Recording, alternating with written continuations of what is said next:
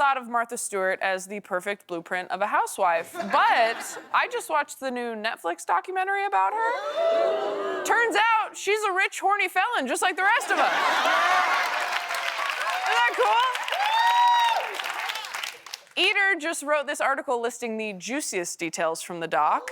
When talking about falling in love with her first husband, Martha said, "I had never slept with anybody before this. He was very aggressive, and I liked it."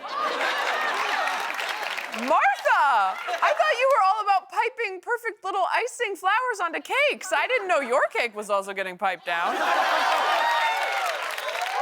We're edgy here.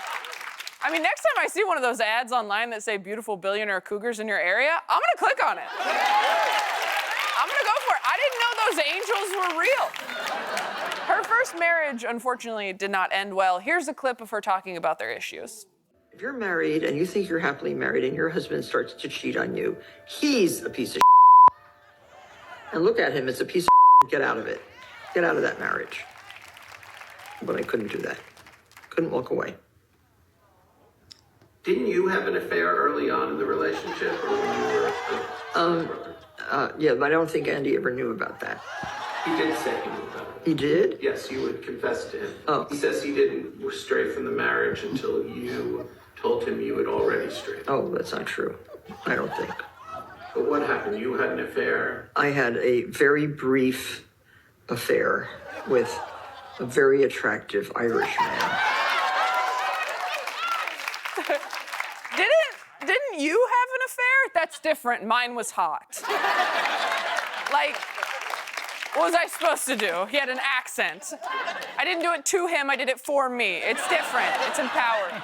And she elaborates further. There's nothing. There's nothing.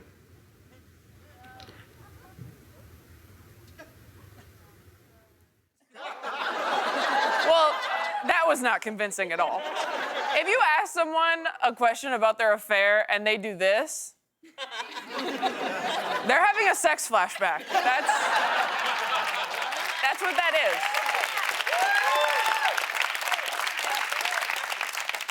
is. Martha attributes her failed relationships to her discomfort with emotions, which makes sense. Just watch her on The Drew Barrymore Show. What makes you soft and gooey, though? What makes me soft and gooey? Soft and gooey. Yeah, what? Treatment. Soft and gooey treatment. Yes. When you're treated like a lady. Nicer. It's nice. Someone comes in and... You're the wrong gender. I know. You're the wrong gender. You're the wrong gender. What are you, America right now? No. I've never seen someone so put off by intimacy. This is the human equivalent of trying to pet your friend's cat. When I was on Drew's show, she touched me one time, and look at my face. That was the highlight of my whole life. I had vaguely remembered that Martha Stewart went to prison, but I didn't know the details. I figured it was some typical mom thing, like a multi-level marketing scam, but I do remember how badly they treated her in the press, though, and apparently so does she. Talking about her court case, she says, New York Post lady was there, just looking so smug.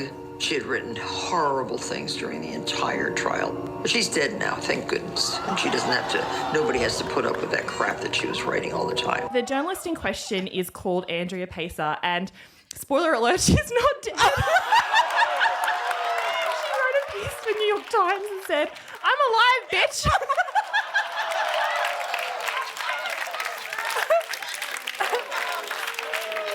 Starting a rumor that your enemy is dead is awesome. This woman had to say in the press, "Hi, by the way, I'm alive, bitch."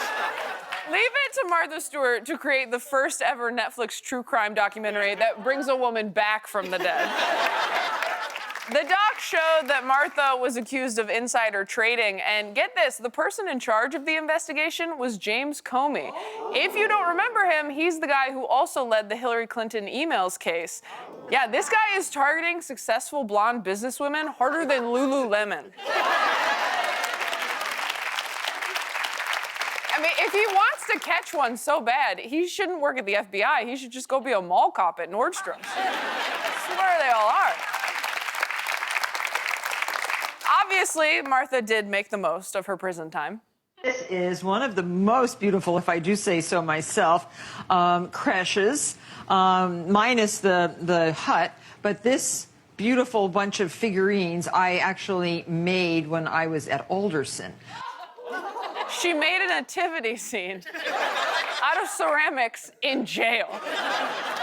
Yeah, because if you're Martha Stewart, you don't leave prison empty-handed. That's rude.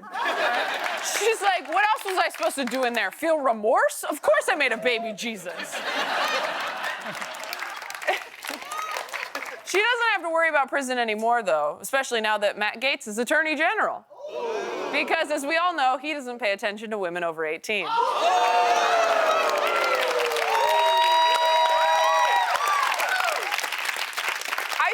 It was weird at first that a guy nominated for such a big, important job goes by Matt. But it's probably because if he went by Matthew, people might realize he was an adult. Perhaps my favorite part about this entire documentary is how petty Martha is. It was so horrifying to me that I had to go through that to be a trophy for these idiots in the U.S. Attorney's Office. Those prosecutors should have been put in a Cuisinart and turned on hot.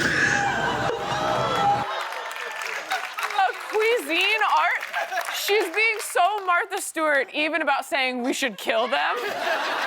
She's like, they should be rolled flat, left to chill, cut into little stars, and baked at 350 for 20 minutes. And if you're following along at home with your own enemy, make sure to use a very sharp knife. After watching this documentary, I want to be just like Martha Stewart, an intelligent, complicated woman who should be allowed to do crimes and have affairs.